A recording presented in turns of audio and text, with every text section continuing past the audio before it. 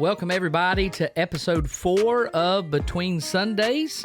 And looking forward to today's topic as we get into faith and technology and how that goes together. But before we get into anything, we got to tell everybody Happy Thanksgiving, everyone. Happy Thanksgiving. And it is that time of year, man. What is your favorite thing to eat for Thanksgiving? Favorite thing, like overall, or are we giving categories here? If it was Thanksgiving and you walk into Grandma's house and it's not there, it's ruined Thanksgiving. What would that be? I would have to say, I guess I'm an old soul with this one. I would have to say sweet potato casserole. I can understand that. That's a good one. That's a good one. It's that hybrid of it's a side, but it's dessert too. Yeah. It's one of those things where it's like whenever you are planning your plate out, it's like there's got to be some give and take here. Yes. We got to have some room left for something. It's that good side that you can justify getting another dessert. Oh, yeah. And you can say, well, that was just a side. Oh, yeah. That's exactly what that is. Yeah. So. And you can get a little bit with a little bit of turkey. Exactly. And that's one bite. So what about you? If it wasn't there. So I grew up with my grandma. I grew up and I thought it was cornbread.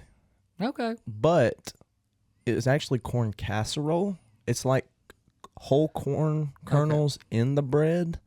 And I don't know if I've had that. I always thought that was cornbread, but that's my favorite thing. Okay. I guess technically it's corn casserole. Yeah. But it's like the Jiffy box of cornbread. Oh, yeah. With whole corn kernels in it with cream corn. I mean, that's my favorite. See, we've just had like cream corn. See, and I like cream corn too. That's all. I mean, all of it's good. Yeah. Now, are you what kind of how do you cook the turkey? Are you oven baked? Are you fried turkey? I like a good fried turkey. Like if it's done right, it's not dry. I will leave a Thanksgiving. Oh, if it's bad? If it's dry. Oh, yeah. And that by far that irritates me. It ruins it. It does. It does irritate me. Now, are you the guy that like if ham as well at Thanksgiving? Ham's hard to mess up though. It is, but it's one of those like either people love it or hate it. Yeah. I don't want thin slices of ham though. Yeah. I want like it needs to be at least 2 inches thick. Like I want a thick cut of ham. My wife is like if it's not there, she's walking out is deviled eggs. See a lot, and I've never been a huge deviled egg person. Like she'll fight you. Yeah. Her and my sister together, they'll fight. Nobody wins a room in like 15 minutes after everybody eating deviled eggs. No. Nobody's a winner in that. It's within moderation. Yeah. Very much so. Yes. You don't like the dude that's sitting over there just down in deviled Nobody's eggs. Sitting near him. Nobody. He needs to go home early. Yeah. Yeah. So, that being said, I still love my wife, even though she eats a lot of deviled eggs. Hey. So. But no, it is funny. It is funny when they get together. They're like excited, like very much so. But and then you can again I love a good banana pudding. Always good. We've talked about this. Banana pudding. Yeah, we've had a long conversation about it. We had at least a 45-minute conversation. We may have to let people know about that one day. Yes. But they may understand our view of that. Yeah. I think we could sway people from the other way of eating it. I would throw banana pudding at somebody that's not done correctly. Oh, yeah, by far. Yeah. Yeah. And I'll be honest with you, there hasn't been until recently.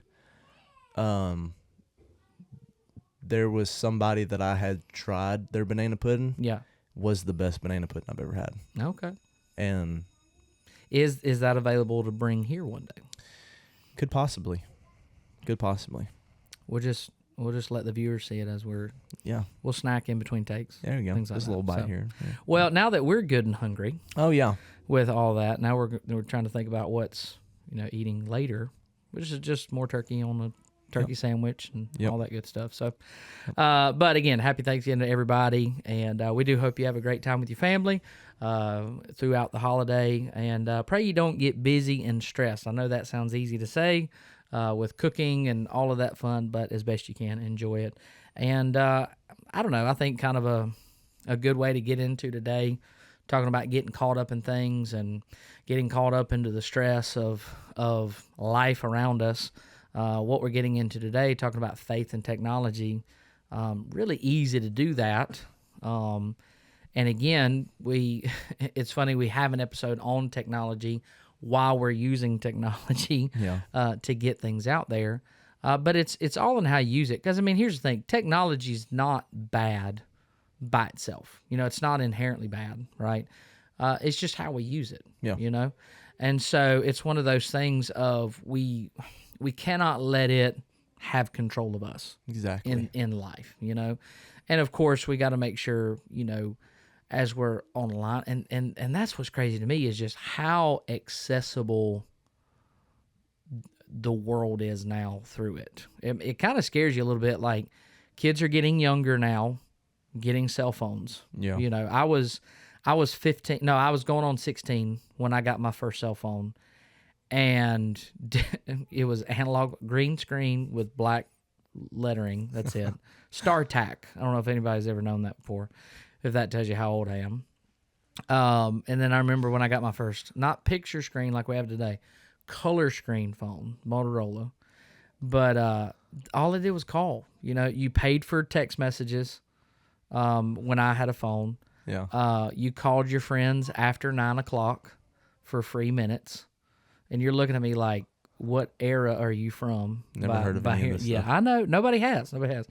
Y'all grew up as they got, for me, if you hit the internet button when I first got a phone, immediately your dad kicked you out of the house. It's just how it was. Because the amount of money that the internet button cost if you accidentally hit it was astronomical. I mean, it was just like, it went from a regular cell phone bill to like a $300 cell phone bill just by hitting the internet button. But yeah, I mean, like, it's crazy how early on, man, I hear it here, we have our day school. And man, you've seen it going down the halls, how little some of these kids are with technology. Yeah. How small they are, and it's like they can't even form a sentence, but you hand them a phone and they're going to know how to get to Cocomelon. They know how to go through it. It's crazy, man. And I tell you what is scary through it, and this is kind of what we're getting into today a little bit, is just the unchecked availability of technology. Yeah. And I say this to any parents that listen, do your research, do what you can to put the safeguards in place on these phones and things like that, even on computers. And there's so much out there now, I mean, that you can put, barriers on your Wi-Fi routers and all this stuff. Like, do those things. Do your kids a favor, your students a favor, by taking a little time and putting those things in place, because there's just too much available to them. Yeah. Way too much available to them nowadays. The dumbest thing I think I've ever heard was somebody that said, I don't feel like I need to do that. I trust my kid.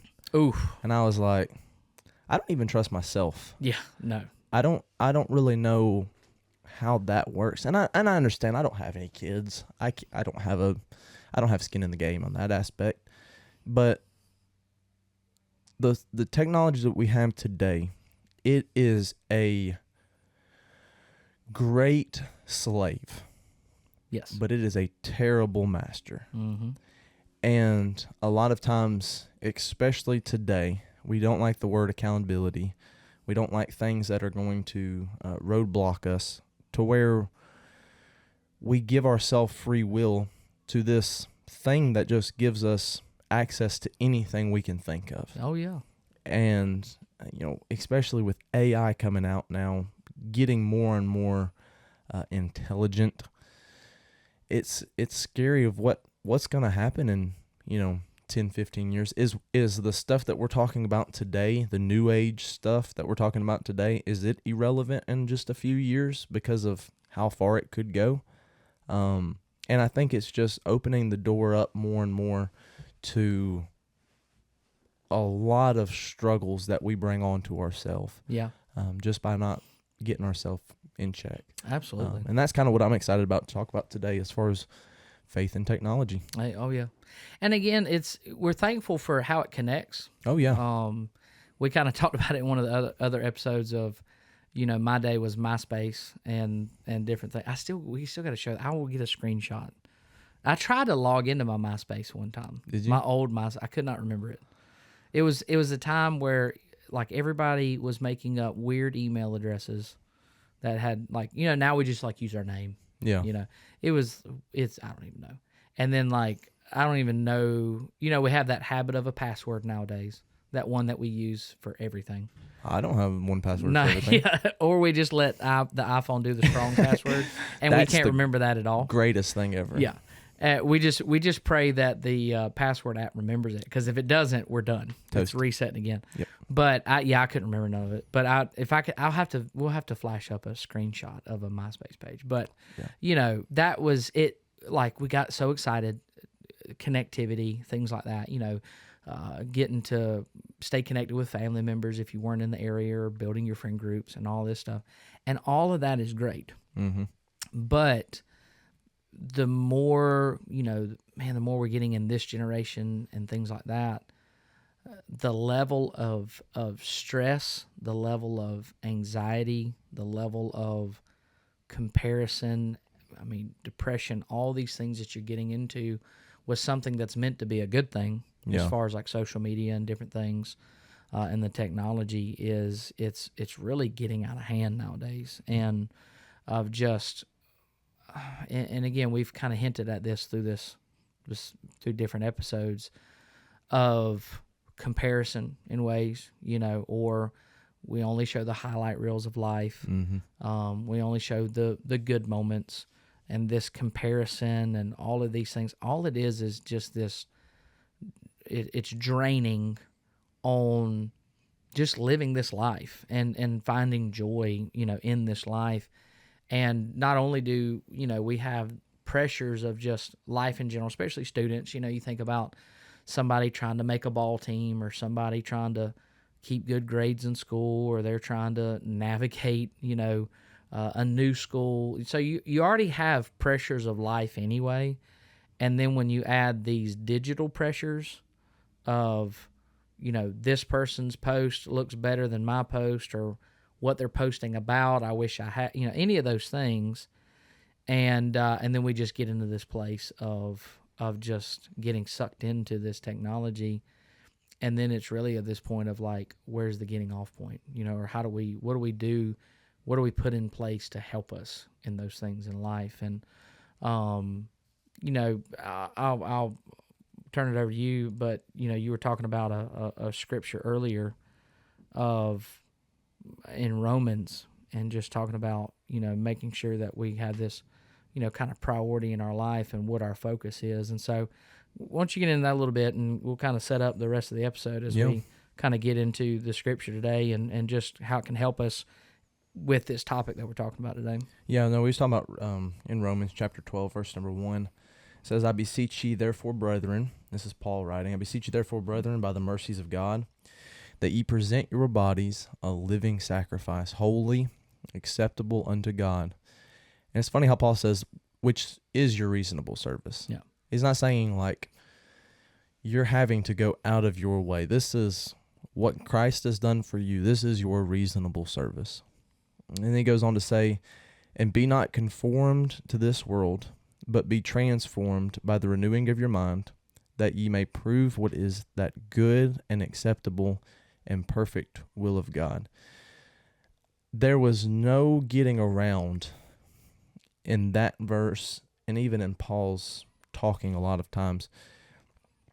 He is very much aware that there's not anything we can do outside of this world. Yeah. We're part of it. We're here. But so often we look at what other people are doing, what other people post about having, what other people can afford, and we start getting conformed to this world. We start trying to base our life off of someone else's opinion, and we try to base our emotions off of what somebody else would think about this. Yeah. And I kind of want to give, at least the listeners a little secret to life, if you will, is don't live that life. Yeah.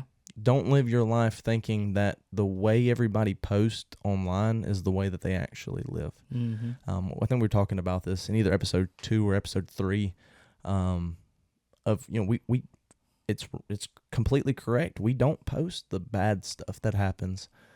We don't like that transparency there. We don't want people to really know how it is, and because we think that way, nobody else thinks that way, and it's one of those things where if we're not careful, we'll get so conformed and forget what we're put on this planet to do. We'll get so conformed to the world that we try to be the world, and that's what Paul is saying here. He's saying you're part of the world, but you don't have to be part of the world. You can. I think they used to say in the world, but not of the world. Yeah. I think it's kind of the old phrase I used to hear a lot. You don't have to do those things.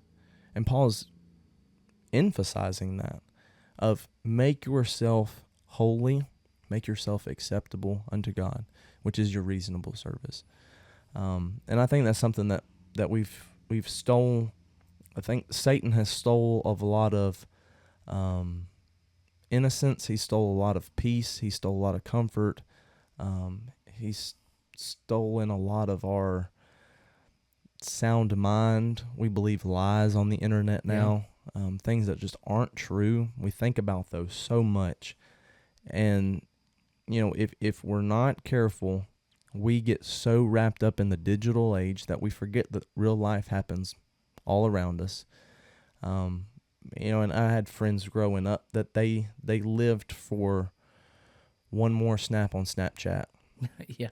And it was... I think I tried Snapchat with Heather for like a month. I don't know how some of them people do it. Well, it was when all the streak stuff was big, and you can't miss a day. Yeah. And I'm horrible at that. And you think about streaks of like, Snapchat is making you so reliant on that this thing that actually causes no gratification of life. You're not going to be any more successful by how many times you post or how often you post or how many snaps you have with somebody, but it does things that are so enticing to get our flesh fed so that we continue using it. And when we continue using it, then we start becoming more reliant on it. Mm-hmm. And then we start going where we can't go a day without it. And I think it's something that we're not going to get around being part of the world. But we can not be part of the world. Yeah. And I think that's what Paul's writing here. And, what are you focusing on in your faith? Well, and the big thing you got to be careful of, you look at that scripture that says, "Be not conformed to this world," but then it goes a step further. And I'm thankful that, the Bible doesn't leave us with a cliffhanger. Yeah. For the times where it says, "Hey, don't do this," that it comes right back around and says, "But hey, let's do this," and it helps us in our life. But it says, don't be conformed to the world, but then it says be transformed. And here's the reality, what goes into our mind and the things that we let come through our eyes and our ears and all these things eventually shapes who we are. It starts to get down deep in our life. We start to give into those things. And that's why I believe what he's saying there, being transformed by the renewing of your mind. We can't be transformed into something that God has for us when all the influence that we get in our lives is from the world. Yeah. If it's just constantly scrolling and just looking at this and looking at that, and kind of we get in that trap of it's amazing how much time will pass when you're scrolling. Yeah. I don't know if you've been like me before, but man, it's embarrassing sometimes if you look at screen time. I get a little notification on Sunday sometimes. I think it's usually about the time we're doing Sunday school. Yeah. And I don't know why it's on that time, but I usually get a notification. I'll look at it, and it's right before Sunday school. I'm like, I don't even want to look at that. No, because, it's embarrassing. Yeah. Just the time. But we get so caught up in it, and then we wonder why, we feel the way that we do. We wonder why our mindset is the way that it is because, we haven't been putting the right things in our life, or we're not using those things in the right ways, to be even a help to somebody else, because that's the thing I want us, to grasp today is like, it's a two-way street, just as much as I need, I need technology, but just as much as we should desire technology to impact us in a positive or godly way, we need to say, okay, how can I also use that technology to impact others in a positive and godly way? If I'm gonna have, Snapchat, if I'm gonna have Instagram, if I'm gonna have, for the older people, Facebook, because it's not the young person's social media anymore. I love Facebook. I like Facebook, but I was at kind of the beginning of it, so it comes and goes. It's like they say it's for old folks, and then they get on, and then they get tired. I don't know. I don't understand it all, but if you're gonna have those accounts, Yes. if you're gonna have TikTok, any of those things, how can we use it with it again to look at it in a positive way, with something that gives us such great connectivity or access to the world? Mm-hmm. How can we use it in the right way? How basically like this, how do we use it and it not use us? Exactly. And I think that's what we got to get into, as far as like, let's be thankful for the opportunities God gives us through these things, but then how does he get the glory through it? Yeah. I think a lot of times when we talk about technology too, we both know this being in youth, when we bring up technology, we start to get tuned out, because it's like they almost have this mindset that if they take away technology, we have nothing else. Yeah. Nowhere in this are we saying that you need to isolate yourself from any of this, but you need to be intentional about your use for it. Yes. You need to remember with any of the social media that anything that's put in front of God is a problem. Yeah. And, I have a tendency a lot of times to roll over in bed, hit snooze, because I use my phone for my alarm clock, hit snooze or hit end alarm. And while my hand's over there, I'll just go ahead and pick that up for this morning, and I'll sit here for a few minutes, and I'll scroll laying in the bed. Like I said at the beginning, it is a terrible master, but it's a great slave. If you make it do what you need it to do, I think God can get glory in that. Oh, absolutely. It's whenever we take it too far. It's whenever we put too much trust in ourselves. It is when we use it for things that are not godly, is the spot where we start getting more dependent on it, I think. I think when we use technology for what it's intended for, and it's not intended for all this other garbage, it's not intended for you seeing what your friends are spending their money on or how much money they're spending on vacation. You're using it what it's intended for. And I think kind of even just looking at our paper from what we've talked about, we kind of get into that a little bit of trying to help some of those aspects. You might say, man, I would love Facebook. I would love social media, but every time I get on it, I get upset. Yeah. Then don't get it. But there's some of us that you can be on there, and that's kind of what we want to talk about in just a few minutes. Kind of helping navigate that. Absolutely. Well, again, it's one of those things of keeping God first. Absolutely. Through it, and then understanding that God can use it. But like you said, if that technology, that phone, gets more of the day than God gets of us throughout the day, then we're going to be a slave to it. We're going to get caught up in it. We're going to get isolated in things. It's amazing with teens. You can almost tell those times when they're getting caught up and stuff like that, because just in their demeanor and how they act, all these things, that almost pulling back, that reserved, side of them, and you can see them kind of getting caught up in that stuff, And so how do we use it? If we're talking about how do we honor God with technology? If God's given it to us, God's allowed technology to happen. We have to acknowledge that. And God has allowed us to have the type of technology that we have today, whether it's AI, whether it's a smartphone, whether it's, social media accounts, all those things. How do we take this platform that God's allowed us to have, and again, can be a phenomenal thing. I remember, this has been years ago.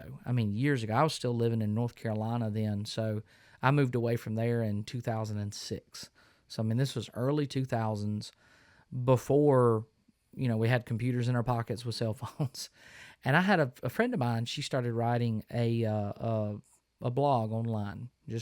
She was, some things going through in her life, different things. She was just almost journaling in a sense, but wasn't afraid to make it public. And man, before we realized it, and again, this was, earlier years, just dial-up internet, honestly, at the time, before we, have what we have now. And man, it's like it's reaching overseas. Like, there are people emailing her back talking about how this struggle she went through helped them, or, this verse helped them. And that was then. And so how much more could we do something for God now in the right way, using these platforms, to get his name out there and reach. And so, as we look at that, how do we honor God with these things? Well, obviously, you can look at the simple things of just being kind online, being truthful, being encouraging, things like that. But, let's get down into the nitty-gritty of it, because it's easy to make a good post. It's easy to put a graphic of a Bible verse up and things like that. But if, one thing that hit me and we kind of jotted down here was digital integrity. That the same integrity that we hold in our everyday life, let's hold it on the digital side of things. Yeah. On the social media side of things. What does our DMs look like? Because I can post a verse over here and it looked great, and then, man, I can run somebody in the ground over here on a private message. Yep. But I still got my verse up in my bio and all of these things. What do my comments look like? And not just am I being encouraging, if somebody's going after somebody else, am I sticking up for that person? Am I being somebody that can encourage and things like that? My group chats, there's a lot of things we can look at, kind of integrity in a digital age. Yeah. Of what are we doing with these platforms? Yeah. There was a thing, I don't remember who even said it now. I'm sure it's an old thing, but there was a celebrity a long time ago that kind of was trying to make it popular, I think. But she was saying that only God can judge me. And I was like, and that should scare you half to death. Mm-hmm. Like that should scare you. Because we think that a lot of times the people that it's affecting, if we do make those comments on Facebook, it's only affecting ourselves. But the reality is, I don't know how many times I'm going to tell on myself, and I hope it's okay that I tell on myself. I'll forgive myself later. But how many times I'll see somebody make a comment on there and me have, man, that person don't live like that. Yeah. And then I start getting judgmental, and then I start thinking, okay, this isn't the way it should have been. But at the same time, we'll be so quick to judge others, but so slow to judge ourselves. Yeah. And, looking at it from our side is saying, okay, am I in a place where I can even cast a stone? Am I affecting myself, or am I affecting other people? And the reality of it is a lot of times we're not just affecting ourselves, we're affecting the name of Christ. Absolutely. And, it's something that I see growing more and more as a problem with that digital age creeping into that digital life creeping into our real life, where we can take those, and we would never post this online, but we'll talk to a friend about it, or we'll talk about a person to a friend. And, it's something that we do it so often, we don't even think about it anymore. Yeah. With saying, man, do you see that person's post? Or, taking a screenshot and sending it to somebody of a text message that you got. And it's dangerous, because if you're not careful, we'll let pride build up so much to where we become the only person that does anything correct. Yeah. And everybody needs to live up to our standard, and everybody needs to live up to the way we do things and the way we live our life. And I do have a challenge for the people, the listeners that are listening. You're like, man, I think, man, I don't have a problem with this. The way I found out that I had a problem with my phone a lot of times, I heard somebody say, if you tell somebody to put their phone down and they let out a sigh, they have a problem with it. And if you tell yourself to put your phone down and you don't do it right there, you have a problem.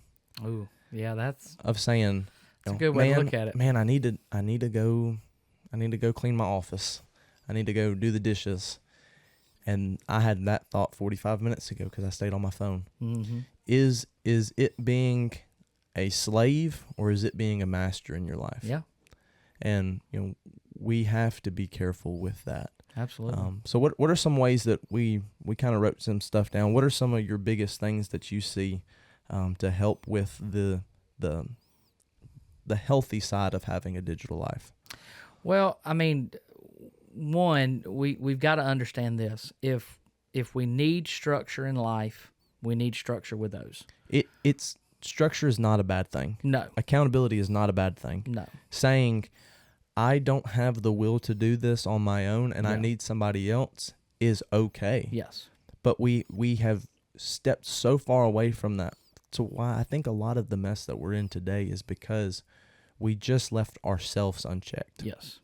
I heard somebody say one time, accountability, there's two ways to look at accountability, and really it determines our acceptance of it or not.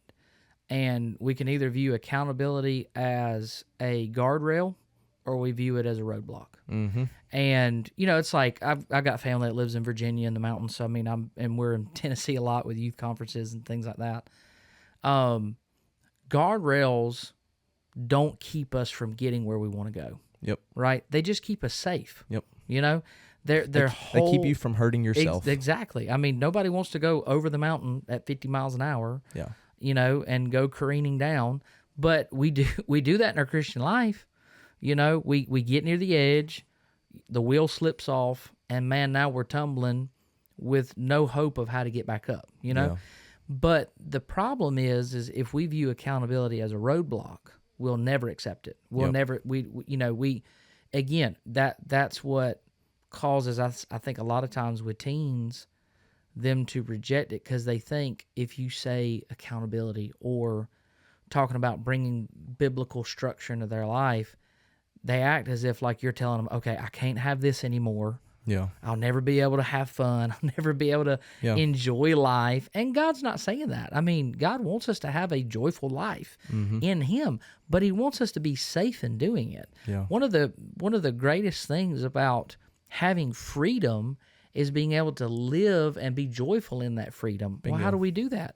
By having things in place that keep us safe. Yeah. And so, when we're talking about accountability, when we're talking about some of these things to have a healthy presence in this digital life, we're not saying don't have a phone. You know what I'm saying? I mean, I've got one. It very much is useful for me during the day. I answer emails, texts, all these things. Very helpful. But even I, at my age, have had to put things in place to make sure that is a healthy part of my life. So, one thing you said earlier, no phone in the mornings. Yeah. As best you can. Now, we're not talking to the listeners here. We're talking this is affecting me and I don't like it. So we're talking about them, not us. Yeah. But, like if you get up and, I mean, I'll say it like this, and I'm saying this like not saying you need to go do this, but, if your phone's the first thing you check because it is the alarm clock, go buy a cheap alarm clock. You know what I'm saying? I mean, like go get one. Go get one of those old school metal ones that the bell literally rings and, all that stuff. You want to throw it across the room. But, I mean, I know that sounds crazy, but there are sometimes, and again, we've talked about this word, you've got to be intentional in things. Sometimes intentionality means going out of our way a little bit to make sure we don't get stuck in certain situations, you know? So, be careful of those mornings. One thing I have heard, and I, I know this is kind of a tough topic in recent, in light of what's happened lately, but I've seen some of his videos and things like that. And I remember hearing Charlie Kirk talk about, kind of this digital Sabbath of literally a whole day of setting his phone aside, of just spending time with his family. Now, that sounds drastic, but could it be beneficial for people? Absolutely. Yeah. Of just setting it down, not worrying with it, cutting it off, or if nothing else, just, there's so much settings on it now. Make it where it's just your family that calls. Yeah. Block out some of the apps, things like that. None of those things are going to be harmful to us. Life is going to keep going. Yeah. We've talked about it before. The sun will keep going. The sun will keep rising. It'll be fine. Mute things. Get out of group chat. All those things. Be intentional in your hours with them. Going back to that one, that was something that for a long time I didn't think was allowed. Which one? The mute, unfollow, and delete. Oh, yeah. No, yeah, we don't want to offend people. Yeah. And truthfully, and I don't mean this mean, I don't mean this any ill will. If somebody posts something and you don't agree with it, you don't have to keep following them. Yes. Yeah. If every time that person comes up and you can't have a negative thought about them, you need to unfollow them. Now, do it wisely. Like, don't make a spectacle of it. Yeah. Don't go post and be like, "Hey, I don't like you and I'm about to unfollow you." Yeah. You don't have to make it public knowledge.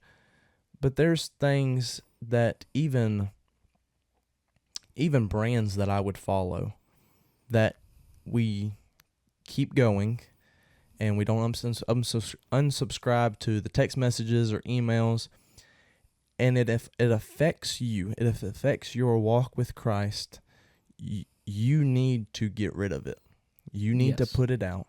If it's not causing you to get closer to Christ, it's causing you to get farther away from Christ, it has no place in your life. Absolutely. So do yourself a favor. I did myself a favor a long time ago of just, not that any of the people that I unfollowed were bad, but if it affected me somehow, and now I'm sure like my wife's going to go through and see who all I've unfollowed, and it hasn't been anybody recently, but a long time ago, whenever I went through it, it clears a lot of stuff up in your mind, and it also takes away your pride when you see them come up and you think, man, I just don't like that person. Yeah. That's wrong. And it's easier for you just to unfollow them than for you to keep going that way. Oh, absolutely. It kind of reminds me when I pastored, there would be people that rather than, and again, it's, we don't want to see anybody go in a church, but they'd rather stay and be miserable. Exactly. And deal with somebody than just find a place that they can have joy in and worship. Yeah. And remove themselves from a situation. That amazed me. I'm like, why be here? Yeah. And kind of like that, like, why stay subscribed to something? Why keep following somebody? Why let the text messages keep popping up? If when you see that person's name pop up, it almost like gives you hives, like it just sends you into this horrible state of emotion. Why keep that going? If Fox News can't post something and you can't not get upset with it, you need to unfollow them. Yeah, like it's okay. They're going to keep going. They don't care. They do not care. If you unfollow, they're completely fine because they're going to find 100 other people that are going to follow them back. And that's anything, any influencer, anything like that. It's almost like it's almost like, I don't know, it's either amusement for us to see what they post next, or I don't know, maybe we're just too lazy to click the unfollow button. But what do we keep ourselves in that we could remove ourselves from and life be so much better if we just took a second and just unfollowed? Yeah. Or muted or whatever. Yeah, no, it really is. Now, if anything anybody posts, you need to get off social media. Yeah. If it's a constant... Yeah, if the platform as a whole stresses you out, yes. just be done with it. If you have ever said the phrase, man, I'm just going to get off Facebook, and that was 2 years ago and you're still on it, you need to get off Facebook. Yes. It's not, you are hurting your walk with Christ. But at the same time, use it wisely. Yeah. Be smart with it. And kind of going back to something you had said earlier about roadblocks, freedom is not zero rules. Yes. That's chaos. Yeah. So don't be afraid to ask for that. And, kind of a side note, be a friend that someone does feel comfortable enough with you where they can ask for accountability, and you say, hey, every time I get on this, I think bad. Make sure I stay off of Facebook. Yeah. And then them check in on it. Man, I can't. Every time I see somebody's Instagram story, it upsets me. Say, okay, well, help put other things in. There's a whole Bible you can read instead of getting on that. Absolutely. So put things in place that you need to keep that peace, because so many times we believe things that are lies. We listen to things that aren't true. We think evil of people, and that's not a good way of thinking. Yeah. So, well, and it's kind of like people joke around, well, because it's on the internet, it must be true. No, it's not. I mean, like, people are just going to post stuff, you know? And I'll tell you a verse that's helped me a lot, in a lot of times. I mean, and I'll just be honest, times as far back as COVID, when things were crazy, and let's be honest, that was a very negative time. I mean, like, on anything. Like, that was just, if you watch the news for 2 seconds, everybody's just gone, and it was bad.